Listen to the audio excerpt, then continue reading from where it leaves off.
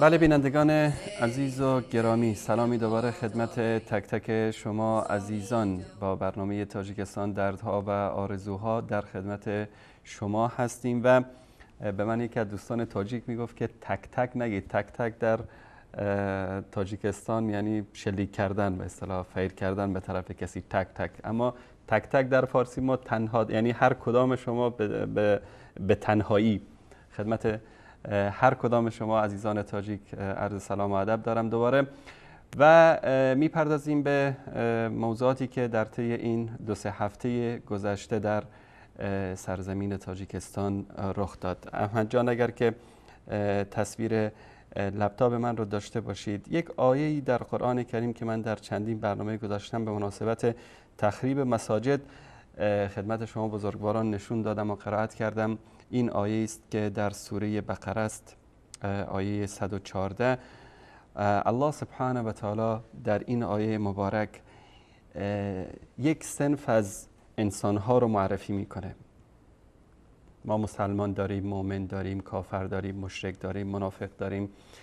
انسانها از نگاه اعتقادی و عملکردشون به دسته‌های مختلف قرآن کریم اینا رو تقسیم میکنه. همه اینا ظالم هستند. بزرگترین ظلم شرک است. اما ظالمترین انسانها، ستمگارترین انسانها، ستمگرترین انسانها که الله سبحانه و تعالی در این آیه مبارک میگه که و من اظلم ممن منع مساجد الله ان یذکر فی اسمه و سعی فی خرابها. میگه و کیست ستمگارتر، یا به تعبیر دیگر در فارسی هیچ کس ستمگارتر نیست از کسی که مسجدهای الله سبحانه و تعالی رو خراب بکنه و مردم رو از رفتن به مساجد باز داره. یکی ظالم است، یکی از ظالم بدتر. چه ظلمی بارالتر از این که یک انسانی که روحش، نفس کشیدنش، همه ذرات بدنش در اختیار الله سبحانه و تعالی است. الله سبحانه و تعالی بخواد به او نفس میده، بخواد از او نفسشو میگیره. این انسان ناچیز و حقیر و پست به حدی برسه که بخواد خانه های الله سبحانه و تعالی رو خراب بکنه. یعنی سبحان الله، صبر و تحمل الله سبحانه و تعالی و فرصتی که به بندگانش عطا میکنه چقدر زیاد است که یک انسان پست و حقیر و ناچیز میاد خانه خدا رو، مسجد خانه الله سبحانه و تعالی است، مکان عبادت است، به بهانه های واهی بخواد این خانه رو خراب بکنه. برای چی؟ خانه خدا رو خراب بکنی که در اونجا کتابخانه بسازی، خانه خدا رو خراب بکنی که در اونجا قهوه خانه و چای خانه بسازی، خانه خدا رو خراب بکنی که در اونجا مکان سیاحت و گردش و تفریح برای مردم بسازی. واقعا که از این انسان ستمگارتر و ظالمتر در بین انسانها پیدا نمیشه. اما این تصاویر رو دوستان عزیز اگر که نشون بدن، یکی از مساجدی است که این مسجد در ناحیه یاوان ولایت ختلان، ملت شریف تاجیکستان همونطوری که بارها گفتیم ملتی هستن که به دینشون، به عقیدهشون، به دین مبین اسلام عشق می‌ورزند و این رو ثابت کردن که بعد از 10 سال در زیر ظلم و ستم کمونیست ها و سازمان های آدمکش اطلاعاتی اونها مانند KGB و غیره، باز هم دین و مذهبشون رو نگه داشتن. این مردم با وجود اینکه در فقر زندگی میکنن، بیشتر مردم در فقر زندگی میکنن، با این وجود اومدن و از پول شخصی خودشون این مساجد رو بنا کردن و این حکومت اومده این مسجد رو، این مسجدی که شما میبینید این قبل از تخریب است که هنوز بنای این مسجد تکمیل نشده بود، به حجت اینکه اینها استحکام ندارن، اینها سند رسمی ندارن، این مساجد رو خراب میکنن. ببینید این مسجد، تصویر مسجد بعد از خراب شدن.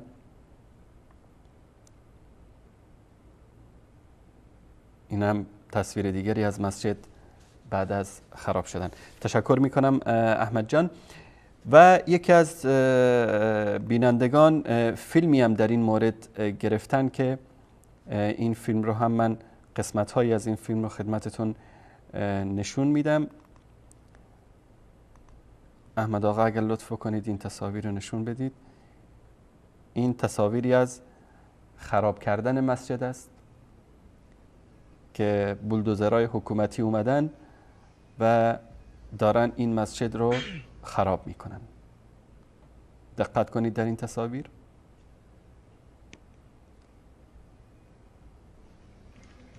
دارن این مساجد رو خراب میکنن.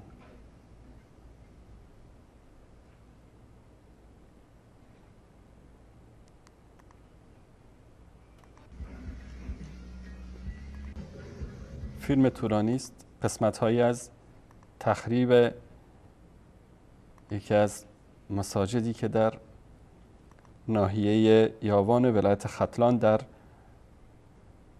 جمهوری تاجیکستان است. نمونه ای از ظلم و ستمی که بر علیه مسلمانان در اینجا رخ میده. تشکر میکنم احمد جان.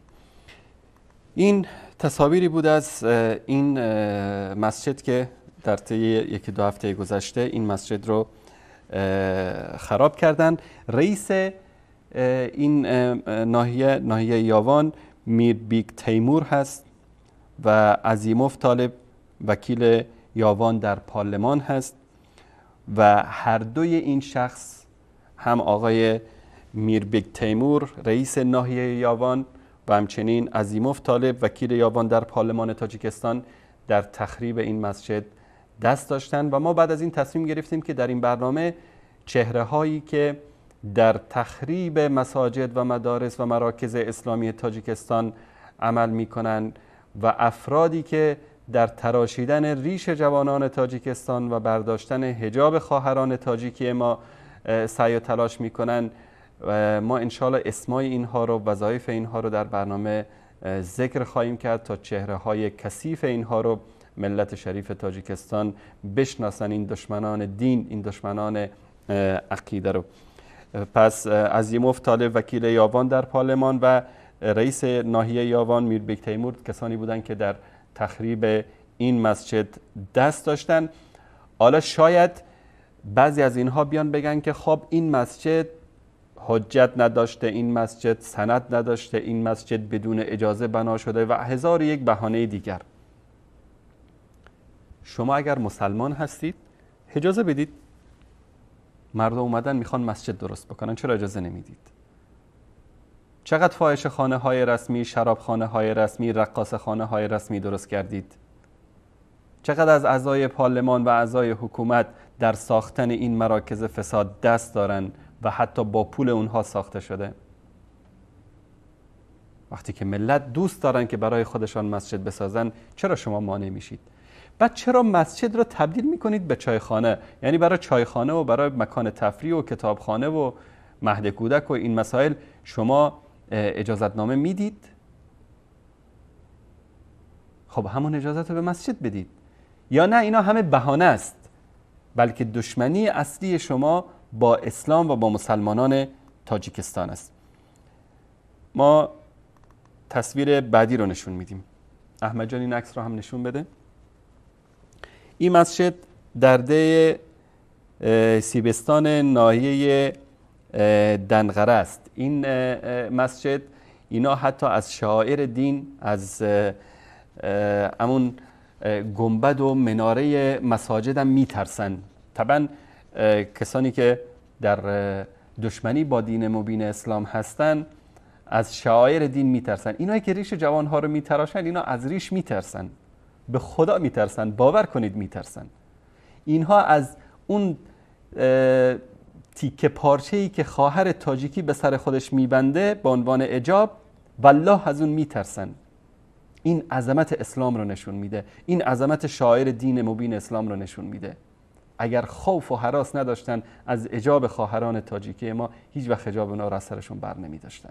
اگر از ریش برادران تاجیکی ما نمیترسیدن، هیچ وقت ریش اونها رو نمی تراشیدن. باور کنید که هر تار ریش جوانان تاجیک نیزه است بر قلب این دشمنان دین. اگر 1000 بارم ریشاتون رو تراشیدن باز دوباره ریش بگذارید. اگر حجابتون رو برداشتن دوباره حجاب به سرتون بذارید، چون که این حجاب و ریش شما اینها رو میکشه. این گلدسته های مساجد شما انشالله اینها رو دقمرگ خواهد کرد. شما ببینید که اینجا آوردن یک پارچه روی گنبد این مسجد انداختن که دیده نشه. این داخل طبعا در این مسجد نماز خواندن به مشکل اجازه میدن. ببینید این گنبدها رو آوردن پایین از اینجا و اون گنبد بزرگی که بود بالای مسجد اون رو با پارچه پوشاندن تا از دور نمایان نباشه. تشکر میکنم احمد جان عزیز. میریم در مورد مسجد دیگری که این مسجد رو هم بله دوستان عزیز این تصویر رو نشون بدن. این یکی از مساجدی است که در ناحیه رودکی این مسجد قرار داره و این مسجد رو بستن. سبحان الله، یعنی دشمنی با دین و دشمنی با الله سبحانه و تعالی تا چه اندازه ریشه دوانده در تار و پود این حکومت و سردمداران این حکومت و عمال این حکومت. ببینید که در روی این کاغذی که در اینجا چسباندن به در مسجد نوشته که با قرار رئیس ناحیه برای خوانندگان صنف 1 تا 4 این مسجد رو تبدیل به چی بکنیم؟ تبدیل به 5 گزینه اینجا نوشته. اول برای خوانندگان صنف 1 تا 4، یعنی برای تبدیل کنیم این مسجد رو به یک مدرسه ابتداییه. برای بنگاه طبی، یعنی تبدیل بکنیم به یک درمانگاه طبی. باغچه نزد مکتبی، یعنی تبدیل به یک مکان تفریح برای کودکانی که در مدارس درس میخونن. مرکز آموزش کلانسالان یا در افغانستان کورس سوادآموزی میگن که در اینجا کسایی که سواد نداشته باشن بزرگسالان رو بیارن در اینجا به اونا سواد یاد بدن. و 5 تبدیل به کتابخانه. گفته یکی رو شما انتخاب بکنید. یعنی برای بستن خانه خدا و تبدیلش به 5 گزینه‌ای که در اینجا ذکر کردن از مردم رای گیری میکنن. تصویر بعدی همین مسجد رو احمد جان نشون بده. از کمی فاصله دورتر این مسجد هست. اینم همون کاغذی که رو دیوار در مسجد گذاشتن. این تصویر دورتر از مسجد و این نشاندنده دشمنی این نظام با مساجد است. میریم رو نمونه دیگری از دشمنی با مساجد. احمد جان این مسجد رو نشون بده. اینجا قبلا مسجد بود، ببینید اینجا. بعد همین کاغذ رو زدن و به اصطلاح رای گیری کردن که این مسجد تبدیل به چی بشه. و در تصویر دوم میبینید که این مسجد رو که در شهر خوجند است، این مسجد رو تبدیل به چایخانه کردن، تبدیل به قهوه خانه کردن. نگاه کنید این تصویر این مسجد.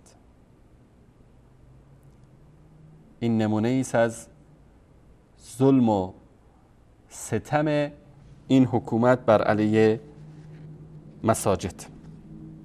تشکر میکنم احمد جان.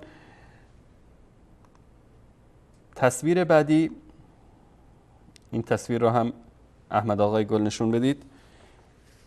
این مسجدی است در شهر دوشنبه در محله 65 ناحیه فردوسی. این مسجد رو بستن کسانی که در این منطقه زندگی میکنن این مسجد رو بستن، اینم درش. و یکی از بینندگان ما تصویری از این ویدیویی از این مسجد رو هم برای ما فرستاده. دوستان اگر نشون بدن.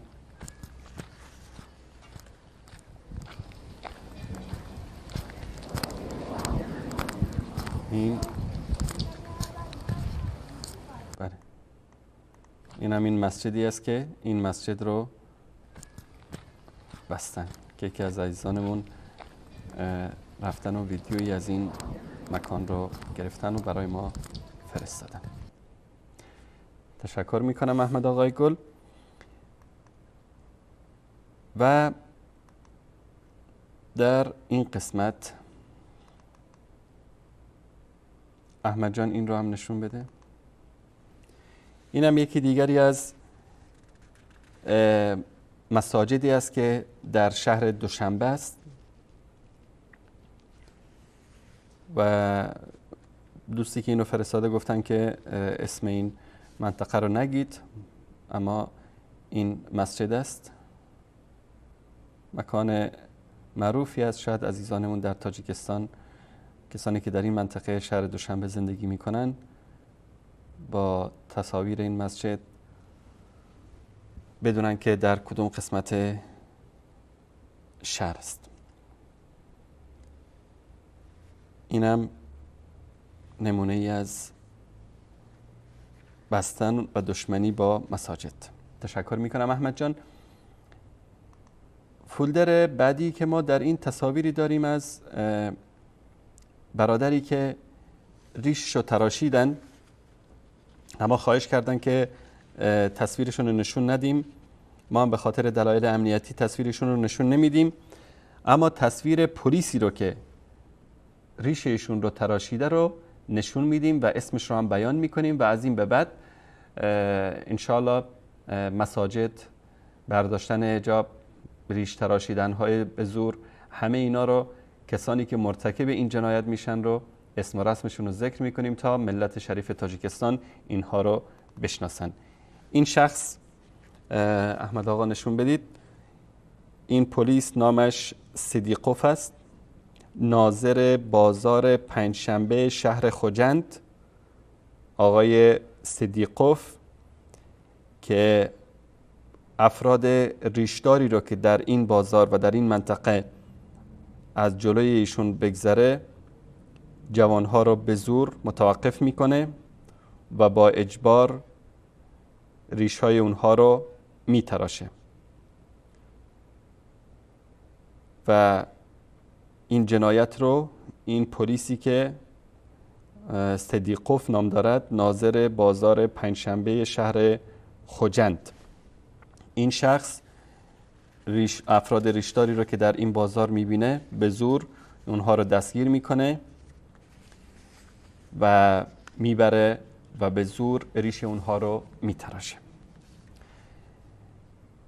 یکی از مدارسی که در این مدت بسته شده این مدرسه است که این مدرسه دینی در شهر استراوشن است که حکومت این مدرسه رو بسته و دیگر نمیتونن طلاب علم در اینجا برای تحصیل علم شرعی برن. تشکر. و در اینجا تصاویری رو از زنان محجبه‌ای رو که اینا رو از کنار مسجد معروف، مسجد امام ابو حنیفه میگیرن و اینها رو میبرند و جریمه میکنن. این ماشین پلیس است. این تصاویر رو هم این یکی از همین افرادی که پلیس همین منطقه است و اینها رو دستگیر میکنه و میبره از نزد مدرسه امام ابو حنیفه و اینها رو جریمه میکنه. ما میشنویم که در فرانسه که در یک کشور کفری است، مسلمان ها به خاطر حجابشون جریمه میشن، اما اینجا در تاجیکستان هم همین ظلم و ستم جریان داره. این تصویر رو دوستان عزیز نشون بدن. این برادری که در اینجا دیده میشه، احمد جان اگر زوم بکنید در این قسمت، بسیار کم یعنی ریش داره. به خاطر همین ریش کمش هم این فرد پلیس ایشون رو در اینجا نگه داشته و از ایشون میخواد که باید ریشش رو کاملا بتراشه. این فرد پلیس در اینجا این جوان تاجیکی رو ازش میخواد که ریشش رو بتراشه. تشکر احمد جان. این مطالبی بود که بعضی از تصاویری که برای ما فرستاده بودن و مطالب دیگری هم هست، اما بعد از مدت طولانی ما دوباره برگشتیم و دوست داریم بیشتر در این برنامه صدای شما عزیزان رو بشنویم که دردها و آرزوهاتون رو بیان میکنید. اما یک عزیزی لحظات قبل از برنامه تماس گرفت و مطلب دیگری رو بیان کرد که در دوشنبه و در بزرگ شهرهای تاجیکستان افراد که پلیس راه به اصطلاح هستن، یا ترافیک که در افغانستان میگن یا پلیس راه در ایران میگن، افرادی که نیروهایی که به اصطلاح مسئول عبور و مرور ماشین ها و تنظیم عبور و مرور ماشین ها در خیابان ها هستن، اینها جوانهایی رو که مردهایی رو که ریش داشته باشن اینها رو متوقف میکنن و بعد از اون از اینها همون گواهینامه رانندگیشون یا در اصطلاح تاجیکی پراو که بهش میگن پراو، این رو ازش میگیرن و ازش میخوان که بره ریششو بتراشه. بعد از این که ریششو تراشید برگرده پیش همون پلیس و این مدارکش رو بگیره و اگر کسی این کارو نکنه مدارکش رو بهش نمیدن. این هم یکی از روش هایی است که به ما اطلاع دادن در بعضی از شهرها و مناطق تاجیکستان دارن این کارو میکنن. یک مسئله دیگه، من قبلا در مورد نظام صفویت در ایران شنیده بودم که شاه اسماعیل صفوی فاحشه‌خانه‌ای درست کرده بود و از درآمد این فاحشه‌خانه ها مالیات میگرفت. مثلا اگر فاحشه‌خانه‌ای در تهران بود و در زمان صفویت در تبریز بود یا در شیراز یا هر جایی که بود، این فاحشه‌خانه ها، این یک اطلاعات عمومی است که عزیزان تاجیک هم وقتی که این چهرهای آخوندا رو میبینن به یاد داشته باشن که من برای این حرفایی که میزنم سندم دارم از تاریخ صفویت. اینها وقتی که ایران رو گرفتن، خب یک جماعت عیاش یاغی باغی شرابخور بودن، مثل همین کسانی که امروز در تاجیکستان حکومت میکنن. اینها اومدن فاحشه‌خانه ها رو به شکل وسیع نشر کردن در ایران. از پول درآمد این فاحشه‌خانه ها حکومت صفویای شیعه رافضی مالیات میگرفت.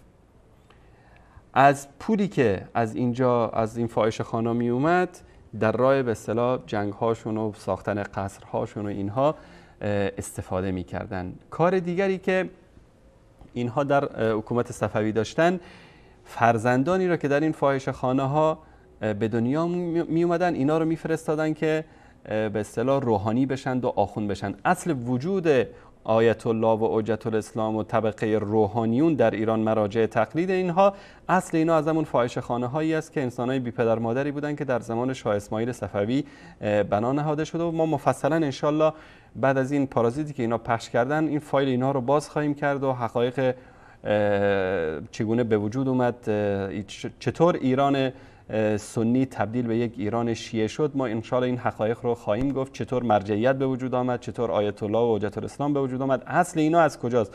اصل اینا همون حرامزادهایی بودن که در فاحشه‌خانه های شاه اسماعیل صفوی بزرگ شده بودن و از اونجا اینها رو فرستادن که آخوند بشن و امروز بلای جان ملت ها قرار بگیرن.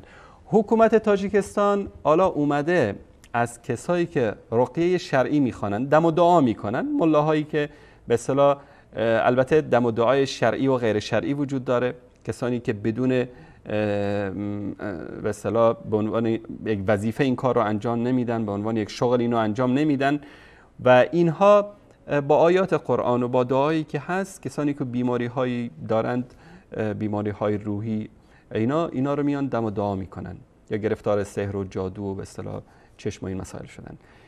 حکومت اعلان کرده به ایشان اکبر جان، به دامولا صمد، به دامولا خدایار و به دامولا عبدالحلیم که اگر میخواید که به این وظیفتون ادامه بدید، یعنی دم و دعاخوانی بکنید، باید که به حکومت مالیات بدید.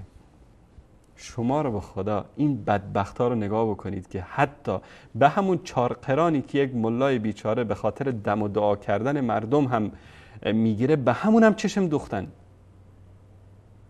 یعنی بیشرمی و بیحیایی رو به این اندازه رساندن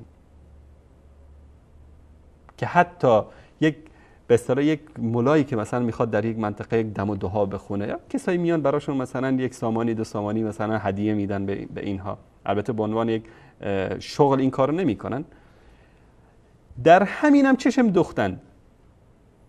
جوانان تاجیکی که با جان خودشون بازی میکنن، در روسیه کار میکنن، زحمت میکشن، به همون دستمزد اونها هم این حکومت چشم دوخته.